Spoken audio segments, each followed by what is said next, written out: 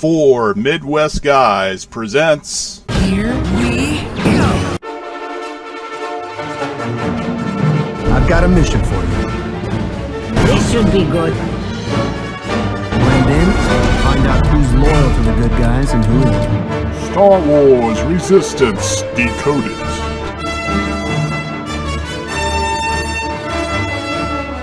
You can work on my team. Get ready to be impressed! You've got to be kidding me.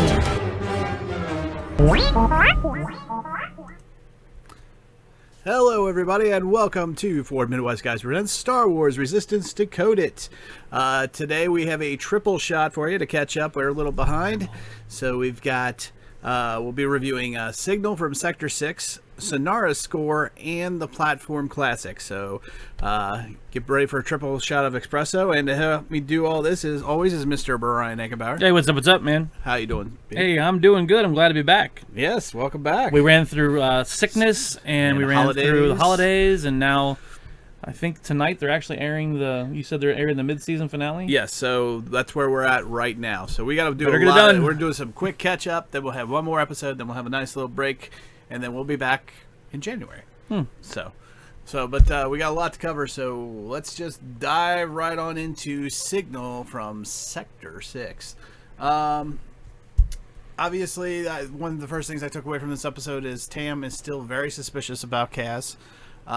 Noting that his salvage job that he had was not on the work order list, so to speak. She does seem very jealous, actually. Yeah, and she's looking for anything. Mm-hmm. Like, she's trying to figure out, why are you here? I don't understand. Why you usurped me, number one. You're not a mechanic.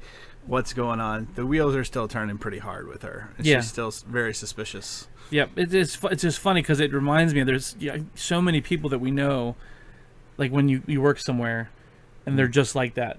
Like they're trying to find out, why are you the favorite and I'm not? What can I do to make you not the favorite? And what can I point out that's gonna make me better than you? And that's exactly what's going on in there. It's just funny. Yeah, you kind of feel like the carpet's been pulled out from under her before, and she thinks it's happening again. So very, very insecure, to be sure.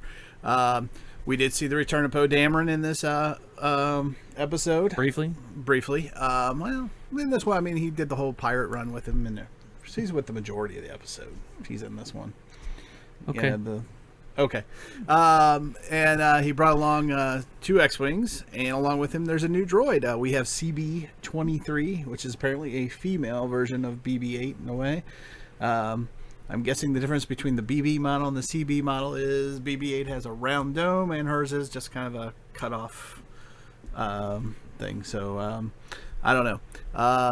She seems kind of, well, I'll just say it. She seems a little bitchy. A little bit of an attitude. Oh, yeah, she did have an attitude, which is kind of becoming the trend now with Star Wars and female robots. And droids, yeah. I kind of agree with you. Luckily it didn't go very far. They didn't do a lot with it. Yeah. But it was kind of cool to see yet another BB-8 unit. I really dig the new little droids, even though I'm still partial to R2-D2 and C-3PO. But still, it was kind of cool to see them bring that out, I thought. Yeah. I don't know about you, but I really love, and I can't say this enough, when it comes to the animation, I feel like I'm 2 different people. When it comes to looking at their faces, I can't stand it. But when I see the ships in motion and in action, like we had with this X-Wings in space and the space battle with the pirates, as well as the training in space, everything about it just seems very crisp, smooth, flows very well to me. I don't know. What do you think? Yeah, I mean, this animation style plays very well to action. It doesn't pay very good. What the hell does that even mean?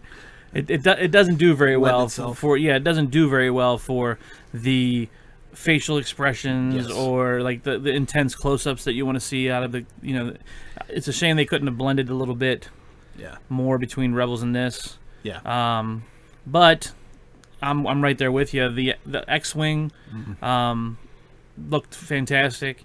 Watching it go through space and doing the maneuvers around the asteroid and stuff like that. Yeah. And it was cool that Poe even gave him a little teaching lesson there about how to, do that thrust reverse and everything. I thought that was a cool little teaching moment. Yep, I enjoyed it. That part of the reason why I like this episode more than the others. Oh, yeah. Then we get to the whole on the freighter scene. I like the whole sequence. It was kind of like they tried to match up Star Wars with Alien a little bit. You kind of got that Alien vibe because it's on a ship and it's narrow kind of hallways. You know, it has that kind of Alien feel to me. Right. Well, being chased by a monster. Yeah, but it also has the same kind of like. I feel like we're rehashing the what's coming down the corridor, like we did in what was that? Crap. What was the one with where we saw Han and Chewie again? Han and Chewie again? Are you talking about Solo? Nope. Episode 7. Oh, with the Rathars. Yes, with the Rathars. I actually right? thought it might have been a Rathar. Right. First. So like, because you get the what was that noise? Uh-huh. You know, something looks like eating something else, and I was like, oh, they were, Yeah. I just kind of felt like that. Yeah. But it turned out to be a. It turned out to actually be, and forgive me on this first word because I'm not real good with alien pronunciations. A Kowakian monkey lizard, and a giant one at that. A mutant one was the one that was eating, which I was fine with, and I actually really got into the steroids. Yeah, and for those of you who are wondering where have I seen this before, go back. They first showed up in Return of the Jedi. It was Jabba's pet. His name was Salacious B. Crumb. And the B does stand for bread, by the way. And that was the one where he was like, yeah, it does that. Yeah, that crazy laugh or whatever. And I like the interaction between them and Poe, especially Poe. I hate those things. I hate those monkeys. And right. I like how he fired his weapon in the air and he actually killed one. Yeah, so he shot it and there's like, it kind of had that, I don't know, Muppet feel to it. Oh yeah, definitely. Yeah.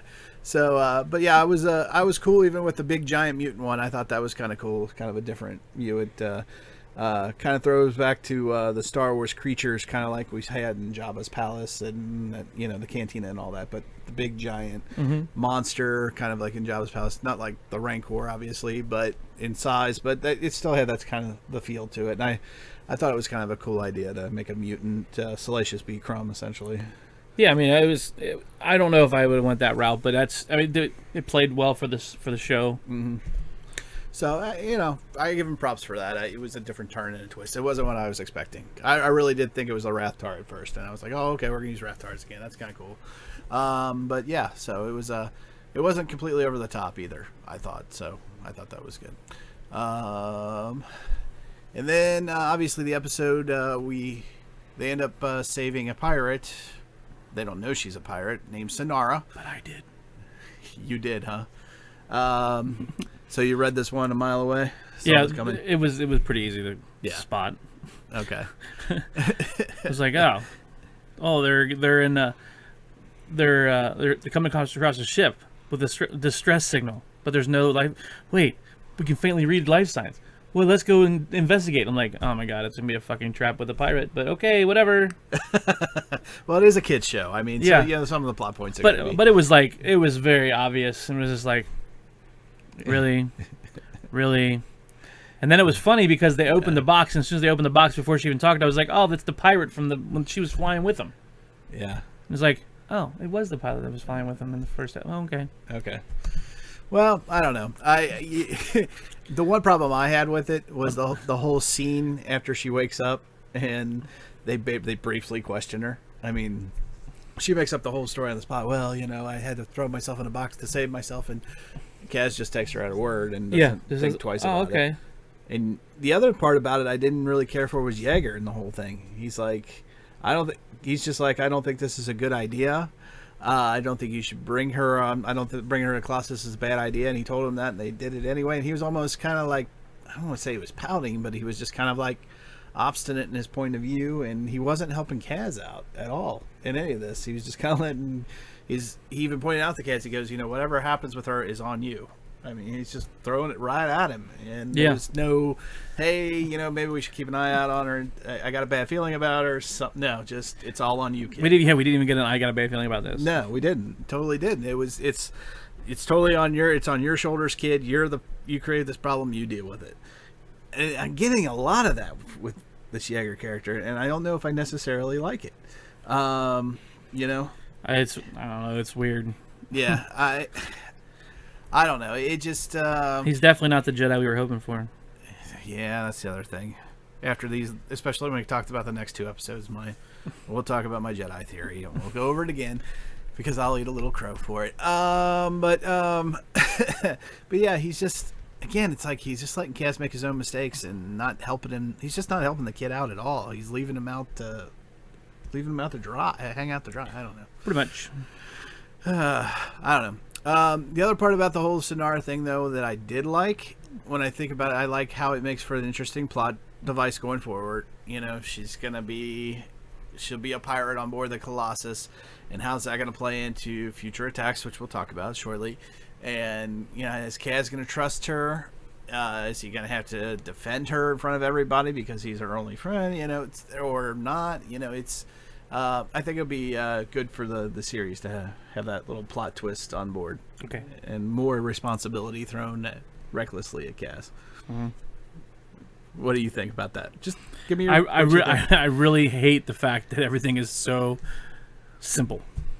Yeah, you prefer a little bit more complex? Like, I don't know, we've had to have seen this in episodes prior, or series prior, or other TV shows, right, or something. But it just feels like we're rehashing all the same thing with and it just but it bothers me. Again, you got to remember, I'm in my 40s, you're in your 30s. We've seen a lot of television, a lot of series. This is for kids, so. Oh no, don't get me wrong. I mean, I understand it's for kids. Yeah. But it's another one of those, like, it needed to be a little bit more unpredictable. Yeah. Okay. But again, it's season 1, and it's set up. Obviously, it's going to be. So we'll see what happens down the road. All right. Let's see. Real quick, grades for Signal from Sector 6. Brian, go ahead. This will probably be my best episode thus far, I believe. I think. Yeah. I'm gonna give it a B. Okay. But just because basically for the X-wings in space, watching the flying sequences, watching all like that kind of stuff. I enjoyed the vehicles anyway, but I enjoyed that, a little bit of the fighting stuff with the pirates. But the reason why I didn't get anything higher was because it felt very predictable. Okay. And that I had already guessed she was a pirate before they even found her. Yeah. That's why I was like, oh. Saw it a mile away. Yeah, I mean, even if it wasn't, maybe I didn't find out that, maybe I would have gave it a little more. I was like, oh, she was a pirate. I didn't see that coming. Right. No. Okay. I'll give it actually a little higher. I'll give it a B+. Again, good quality animation with the X-Wings, and I kind of like how they're setting up, again, the whole spy thing on the Colossus versus this, you know, almost like a spy versus spy thing they may be setting up down the line. You know, he's spying for the Colossus, she's spying for the pirates who are working for the First Order. You know, it's got some merit for good setup. And again, this is season 1, and there's going to be a lot of setup, and there's going to be a lot of background story. And speaking of background story, that takes us into the next episode, which is Synara's score. So it opens up with Captain Doza giving Yeager and his crew a rush job of fixing the targeting computer for the turbo lasers. One thing I took away from this is it begs a question to me: is Yeager and Captain Doza's relationship, is it a close one? Are they old friends? Seems like there's an awful lot of trust between Doza and Yeager, especially for a critical job like this, because he's sending away his aces, and you know that basically they're going to be defenseless, and he's basically putting it all on Yeager and his not so A team to get it fixed. You know, what do you think about the whole Doza and Yeager relationship, or possible? Yeah, I mean, it seems like it's one of those, like, they've been through things in the past together where they've counted on each other, so he knows he can count on him this time. Right. And that kind of feels that way. Like there is a lot of history there that has caused them to trust each other. Right. That way they talk to each other and everything else. Their mannerisms. Yeah. Like, I can't tell if they were friends before, but yeah. Also, like we'll find out in the next episode. Mm-hmm. He really respects him because he knows he's a right, and we'll get to that. Yeah, but it was like, but so just in the context of but this in the context of this one, it's hard to tell if they were friends in the past or whatever. Right, but you know there's something there. But you're getting the feeling, like you said, that there's definitely a high level of confidence between the two. So they've at least had a successful business relationship or something of some kind. Or adventure together. The other thing I took away, from this episode is Synara the Savage. I called it Synara the Salvager and the Spy. She's fitting right in. She fits right in on the Colossus. She's made herself at home as a scavenger, and she has no problem fighting for what she wants. We see her kind of lay out that other big alien dude, Right. real easily. What do you think about her? Blending in with the Colossus. Her able to, because she's a pirate, obviously, but they don't know that. But Well, she did find the one spot that a pirate would fit in, which would be the salvaging stuff, where it's like kind of fend for yourself. You don't have any friends. Yeah. You only worry about yourself. She fits right in there. Yeah. Had it been where she needed to be mixed in with the crew that works in the shop or with the aces, I don't think it would have blended as well because she doesn't have that kind of personality. But this way, she was at least working with people who are similar minded to her, so they're not going to ask any questions of her because they're worried about themselves, and she's not going to. Right, they're not. She won't have to reveal anything or give anything away, which makes her good. It's a good spot for her to be a spy too, because she keeps her eyes open on stuff that's going on and around the station. And like you said, she doesn't have to go under the pressure of revealing herself to anybody, or except for herself. But yeah, I thought it was. I also liked it that she was quick to make the connection after the fact when they came looking for the chip. Like she made that connection. She's like, oh, well, I wonder why they would want that chip, and she starts putting two and two together. She knew why. Well, if you remember back to the episode when Kaz put the sound through the system, she was the one doing all the controls on the ship, and she's like, I don't know why this is doing this, blah blah blah blah. Yeah. So you could tell she was the one that maneuvered everything and made sure everything worked. Right. So she's very engineering minded and understands things. So as soon as they brought the chip, she's like, I know that's four. So therefore it must be the cannons are down or something. So yeah. Yeah. And then obviously later when they see the aces leaves, then she's got her opening. She gives the order, essentially to the head pirate. I can't think of his name right now. Anyway. Then the other big thing from this episode is we get a little bit of backstory. Blackbeard. No. What was it? It was because it's the same as the Pirates of the Caribbean character. Yeah, it's almost the same. Davy Jones is the character that they rip off his look from. Anyway. But yeah, in this episode we also have we get background. We get a little bit of background story as Tam is impressed with Synara, and immediately, surprisingly to me too, I think she admires her strength maybe. And she immediately starts confiding in her. I mean, she's basically, we get her whole background story about how she was a racer, how she had a racer, how she had to borrow money against her ship, and she lost her ship. And we're really starting to learn more about her, but I just didn't expect that to happen to a complete stranger almost. Oh, I did. You saw that coming too? Yeah. Girl power. Girl power. They're going to shove it down our throats. So. Okay. There you go. Girl finds another girl on the ship. Let's bond. So you think that's what it is? I don't want to be that sinister about it. I'm hoping that's. Well, no, I mean, it just seems like the way it is. Like you find someone on the ship that's kind of similar to you, that you become friends with them. That's But it just happens to be it's two girls. Right. Because it's kind of similar to the way Kaz and the green alien guy, they kind of formed and they kind of formed their little relationship. Yeah. So this is kind of the same thing. Plus, I think that they both feel like. She feels like Synara is kind of like her. The outcast. Yes. So it's kind of like, I can bond with her. Maybe she could help me with blah, blah, blah, blah. And maybe we can be racers together, or whatever it ends up being. But I think it's the girl power thing. Yeah, it's going to be interesting to see where that goes, too, is because she was very surprised. Synara was very surprised that Tam came back to help her to try to rescue her, essentially. Yep. Somebody she barely knew, and so she put her life on the line. Obviously, I think she even said, I don't think anybody's ever done that for me before, or even thought about risking their own life for me before. It's like, you risk your life for me. She's like, that's what friends do. Like, you consider me a friend. Right. And so, you're going to end up with, so now they've put that little nugget in there, Synara could be torn, between her and Tam and being a pirate. It's and it may not be Kaz that defends her now, like we were thinking in the last episode. It could be Tam and Synara versus the world. With Kaz maybe actually seeing it for what it is, and maybe actually The Star Wars version of Thelma and Louise. color around. Synara and Tam against the world. Yeah, so I don't know. It'll be interesting. This is a really big plot point. And like I kind of thought, I said in these next couple episodes, we're going to start getting background story. So we're starting to get it now with Tam. Next episode, which we'll talk about, we'll get into Yeager. So you can kind of see, they're trying to invest our interest into to the characters. Right. So, is that working for you? I know it's predictable for you, but do you find yourself more interested in any of these characters or no so far? With Tam, let's just stick with Tam for now. Not even a little bit. Nope. Just whatever. Doesn't make you wonder. Doesn't make you think. Nope. Don't Like care. I have no interest in any of these characters so far. Like the only thing I've really liked so far is the vehicles. Like seeing the vehicles in this style of animation. That's kind of neat. Yeah.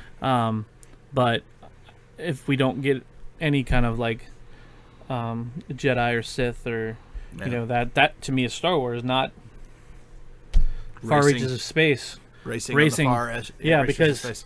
I mean it's kind of feels more like exploring, which is not a Star Wars thing, but a Star Trek thing. Yeah, there's a lot more science involved. But No, I know, but that's what it kind of feels like for me. Because like when you watch Star Wars, it was always like action and battling and everything else, and then when you watch the Star Trek, it was ooh, that was deep. That does resemble stuff that we would find on Earth, and you know what I mean. Like and that's kind of like what we're doing now. It's like, oh, that is kind of what would happen if two girls were on the same thing together. They would become friends and talk about. It's like.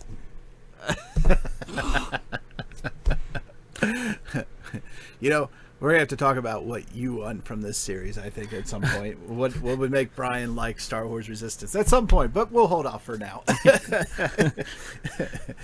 All right, let's talk about the attack on the Colossus. Again, the animation I thought was much like the last pirate attack and what we saw in the previous episode. Fluid.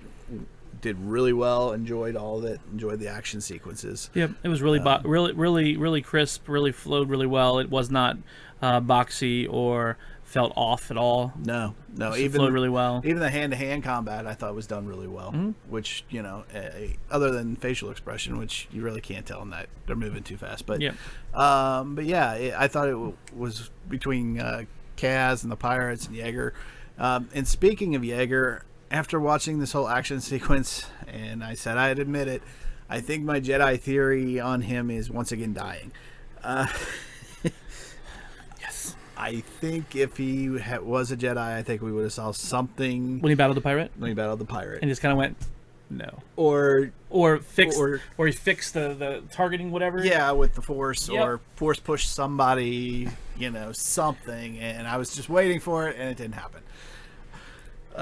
Which, to me, because he's the father figure, I was kind of hoping for like a different take on Obi-Wan Kenobi from him, and I'm getting something completely different. And it is a bit of a letdown, but I built myself up for it, and so I have nobody to blame for myself. So now I have to pin all my hopes on Jason Syndulla. You're my only hope. Please show up in the series, and that's where it's going to go. But it goes back to your point, though, that we need Sith, we need the Jedi. I don't even know if we need Sith and Jedi. We just need the Force. The Force is Star Wars. Yes. Like there's that mystical, yes, there's always a mythology behind it of some kind. And so far, it's lacking in the series, and I think that's what it is. You want to get into your grade? Sure. Go ahead. So on this one, I gave it back to what I normally usually give, which is about a C minus. Okay. Because it's more of the same. I guess a lot of the stuff that would happen in this episode, we did the whole I'm your enemy, but you consider me a friend, so now I'm torn. Yeah. We've seen that in other shows, other series. I just feel like they've used it so much that there needed to be even if there was like another deeper underlying thing, like Synara only went with the pirates. To save because she was saving somebody, or she was a spy herself, and then she's trying to survive. Right. There was something else, as opposed to just the here and here. Like if there was that little extra thing there that made was her good. and then we would have been like, ooh, They took some thought into that. Not She's conflicted. Not Yeah. oh, I watched an episode of blah blah blah blah, and that's what I thought we should do with our show. You know what I mean? Like it Yeah. felt like there needed to be that extra level of depth. Running through the character. Yeah, but there wasn't, and Yeah. for that reason, that's why I gave it a C minus. Yeah, I took this one down from the last one I gave a B+. This one I only gave a B. This episode is a mix between how Synara is working out as a spy on the Colossus is taking shape, and it's while combining Tam's backstory. So we're getting a backstory episode, and they're throwing Synara in there, and how that establishing her as a character at the same time, which is necessary to invest in the characters at least a little bit at this point. I suspect that as we continue through the next few episodes, which the next one is, we'll start to get more backstory. And we should in season 1 at this point in season 1 of any series. So, again, though, I like the action, and I thought it was crisp, and I thought it flew well. So for me, it was just a solid B. So, nothing to write home about, though, however, I will say that. All right. So let's get into Part 3. Part 3, our triple shot dose of Star Wars Resistance, and that would be the platform classic. This one starts off. Kaz is kind of excited. He's hearing a rumor about some superstar racer maybe joining this. First of all, they have this race called the Platform Classic, which is kind of like maybe their Indy 500. Mm-hmm. Once a year, big giant race that they have at the Colossus. They make a lot of money off of it. Doza says it's good for their economy, etc., etc., etc. Right. And we find out Yeager has a brother named Marcus Speedstar. Speedstar is not his actual name. That's his Hollywood Hollywood name, if you will. name, yes, his Evil Knievel name, or whatever you want to call it. Right. So he is actually a Yeager as well. Yeager's first name is Jarek, and his is Marcus. So Jarek and Marcus Yeager, but Yeager just goes by Yeager in the show. I thought, I don't know about you, I liked the backstory in this episode. I liked a little bit of family drama going on here. What did you think? No, not so. Not well, as I mean, much? it was okay. I mean, like you said, we're getting backstory on all these characters. Yeah. And you just have to take it. Yep. So that hopefully down the road it'll pay off. Yeah. However, I didn't get that from this backstory of Yeager. I got more backstory from Yeager when we just saw the picture. Oh, of his family. Yeah. Yeah. I felt that I got more out of that, seeing that in that picture, than we did out of actually talking to the brother. Oh, okay. Yeah. See, to me, I like, maybe because I feel like this show is missing some Star Wars elements, this at least brought the family element into it, the family drama into it. I liked how that was, it's brother versus brother, and that Yeager has some serious griefs with his brother, and rightfully so.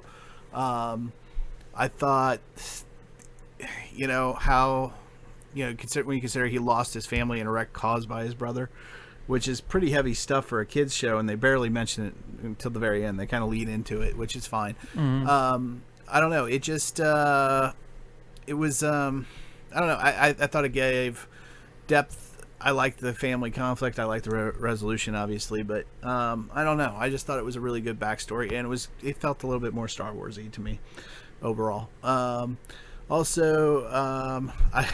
have to say once again, after this episode especially, my theory on Yeager being a Jedi is officially dead. He's just a really good pilot who turned into a racer and trained his brother to be a good hotshot pilot as well. Mm-hmm. I don't believe there's any hint of the Force or him being Force sensitive in any way, shape, or form. His midichlorian rate is 0. Although there is the Forces in everybody, but he's not in him. He's not in the Jedi range. So we'll just call it what it is, and I'll just keep hoping that Jason Syndulla shows up in this episode. Anybody? Ezra, somebody save this series. Ezra, save this. Somebody save this series. Ezra. Yeah. Anyway. Also in this episode, like we were talking about earlier, Doza calls Yeager an old friend. Which, do you think... I just don't see Doza in the rebellion, but it does beg that question. Do you think Doza was maybe part of the rebellion with Yeager at one point? Well, he could have been. Because he is the captain, right? Yeah, but so maybe he was a co-pilot with him in the Resistance, and he went a different route than Yeager did. Yeah. And when they left the rebellion, left the rebellion, Yeah. Doza went to the Colossus to become the leader or whatever, and he went the other way because he went for money. I don't know. it could be. Yeah, and I want to believe that, and I was gonna go that way. Is just the way he openly accepted the First Order. I just can't see a rebel doing that. Although circumstances change and things are changing, he's kind of forced to, I guess. But I don't know. He could very well be, though, in the rebellion. Maybe he was a co-pilot or maybe even a lieutenant. I don't know. It would explain though that that bond of trust that we talked about in the previous episode that they have built up, and brothers in arms would definitely be a good way to show that. I thought I did really like the inclusion of the Guavian Death Gang. Oh yeah, The guys in the red stormtroopers, as some people call them, with a big circle on their face. And if you're wondering where you saw those guys before, well, you saw that in Episode 7 on Han's freighter with the Rathtars, and they had they were led by Balatik, which is the guy with the Scottish accent. Han Solo, you're a dead man. And he looks a lot like the guy from Collider. Yeah, he looks like the guy from Collider, Mark Ellis. Mark Ellis. And what did he say in that one? Where's the what was the thing? And they even made up like internet memes of it. What? The Gunji. The Gunji. Yeah, what the heck was the name of it? I'm not gonna remember off the top of my head. But he asked for something, and the Gunji Club or something. Oh, the Kanja Club. The Kanja Club. Yeah. Kanja Club. Yeah, Kanja Club. Yeah. Why don't you tell that to Kanja Club? Yeah, exactly. It's so funny. But yeah, so if you're wondering where you've seen those guys before, there were his guards, and he spoke with a Scottish accent, and he looked just like Mark Ellis from Collider, if you've ever seen those guys. So, but yeah, so I really like that. That's just another reference of showing what time period we're at and reminder where we're at and how close we are really to Episode 7 and everything. So I thought that was a good use of them as the bad guys, per se. We get the reveal of Yeager's racer again in the race, which I thought was pretty cool. Yep. We finally got to see that. It looked pretty sharp. Yeah. Especially compared to the Fireball. You know, it's weird. It's smooth. It's sharp. It's got all the bells and whistles. It's one of those, like, you found it in a barn. It was bought in 1957 and put in a barn, and it was only covered with dust. It still has the brand new stickers on it. The barn was locked, and the old grandpa died, and the car was up on blocks, and all they had to do put tires on it, was ready to roll. Yeah. It was very cool though. You know, we finally got to see that. We really learned, you know, that about Yeager was a great racer, and he really did lose a lot. And but getting back to the whole the racing part of it again, the animation very smooth. I really liked the race. Did you like the race in this one? Yeah. And the different things that they did with it. Yeah, I did. Because you had like the spinning ring, which was cool. Yep, you had the spinning ring, and then you had the part where it was like Green Lantern, where you go as high as you can possibly go, let your engines stall out, and then try to come out of a death spin, get moving around. I was like, oh, interesting. Yeah, I was like, oh, they go through a ring and it disables the aircraft, so they got to glide in, dead man, and then they have to hit another ring that's real close to the water, but you know, to re-enable their engines. I thought it was cool. Yeah, rather than just seeing them fly through a bunch of rings like we've seen before. Yeah. So, yeah, I thought it was pretty good. I thought they did a really good job with that. You know, one thing that I do wonder about is, so you got Yeager, who's a hell of a pilot. Kaz is pretty good on his own. And now you've got Marcus. So I wonder, going forward, maybe distant in the series, if the series goes 2 or 3 seasons, could you see that being utilized? You suddenly have 3 pilots to go up against the First Order or something else. Oh, yeah. Having those skills explored. I definitely can see Kaz, Yeager, and his brother joining the Aces to go defend. Yeah. Colossus or fight in the Resistance. Yeah, I could see that happening. Yeah, I thought that it just made me think. I was like, we got a little squad of our own starting to form. All right, Brian, what did you think? What's your final thought and grade on the Platform Classic? I would give it a B. on piloting of the aircraft, vehicle usage, like we've seen them, and they're very crisp and everything else. And like we said, those action scenes elevate the show as opposed to the small interactions that we get for people, and you can't really tell expressions and stuff like that when they're close-ups. But a D on storyline. But that was because like the whole premise of the show was that Marcus needed to win the race to pay off his debt for the Death Gang, and they took his buddy, who was his mechanic, and they said they were going to kill him if he didn't pay him.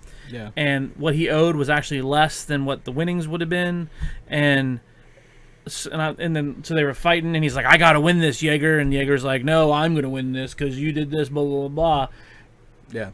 So tell me again why Jaeger couldn't win and then pay off his brother's debt and call it even, and he kept all the money instead of letting his brother win. Well, I think that was the bigger thing, though. That was like what's the word?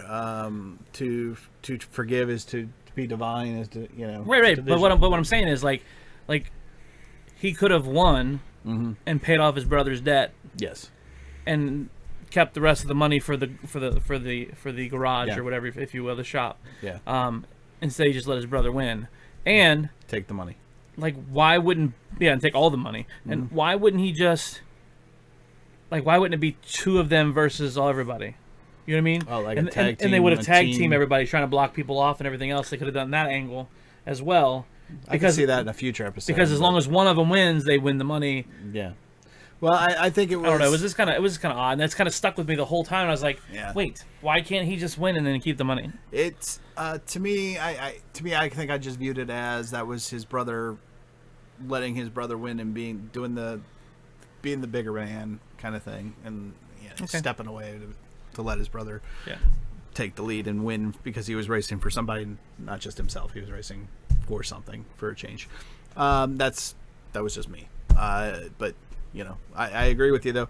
Yeah, I did think about that though too. I was like, hey, it's only $20,000. He pays it off. He keeps his money there. They split the rest of the money, and everybody's happy. Right. But yeah, I think they were trying to make the Jaeger be the bigger man there. Forgiveness is divine, divinity, blah blah blah. Right. My final thought and grade. I'm with you, Brian. I give it a B, maybe a B+. It was a good background story to me. Again, a lot of that is like I said, just to have that family tension there. I think for me, that's a little bit more Star Wars-y than we've had, and I'm just glad and happy to see it. The animation was incredible with the race. The racing style was great. Nothing like mind-bending, but again, I really like this animation style again for action, not so much for up close, but for action style, and for that I give him props. Continue to give him props as well. All right, well, Brian, we that brings us catches us up. We got one more episode next week, or literally today, coming up later tonight, and then I think we go on mid season finale, and then so I guess our hiatus. And then we'll be back. So one more episode, guys, and then we'll be back after the first of the year with more Star Wars Resistance Decoded. But before we go, real quick, where can you find 4 Midwest Guys? Well, the best place to go is www.4midwestguys.com. There you can find links to our Facebook, to our Twitter account, to our Podbean, to our iTunes accounts, all that. You can follow, like, and subscribe from there, as well as see all of our podcasts there. They are categorized at the top and also listed in chronological order. Brian, you can find Ford Midwest Guys on Twitter at Ford Midwest Guys, as well as Stardust. Stardust is kind of like a movie review site, so we kind of quick reviews. We haven't done one in a while. At least I haven't. I need to get on there probably a little bit more. So that's where you can find the group guys. Actually, I'm sorry, you can find us on Twitter and Instagram. We don't have a Stardust account, but personally, I do, and on Twitter I'm at bwilly1977. And Brian, where can they find you on those? I'm at Angzone. At Angzone. So yeah. Definitely reach out to us, guys. We would really like some feedback. positive, negative, it's all good. We can't grow unless we know how we're doing. What you would like to hear us talk about, not just about this show, but any other shows and podcasts that Star Wars related. We also like to talk about the comics. I like to get back into movie reviews. I kind of miss that, like the big blockbuster reviews shows we used to do. But there's lots of other things, hopefully we can really gear up here in the next couple months and crank some stuff out in the upcoming 2019 year. So definitely reach out to us, though. We want to hear from you. Right, Brian? Yeah. Like, we want to hear how we're doing. We also would like to hear if we're including the right stuff for these episodes. Like, if you think there was something that we missed or we keep missing over and over again, or something we keep including, you're like, yes, keep it up. Let us know. Just reach out to us, send us an email, or reach out to us on Twitter or on Facebook or Instagram or whatever. Email. You can even email us too, 4midwestguys@gmail.com even. So there's plenty of ways to reach out to us and to get in touch with us, and we'll be more than happy to respond. We get alerts every time we get a tweet or a email, obviously, and Facebook and stuff as well. So definitely get in touch with us and let us know how we're doing. All right. Well, Brian, thanks for joining us. Thanks for having me, man. Yep. And this is Brian, or B. Willie, I should say, saying, may the Force be with you always.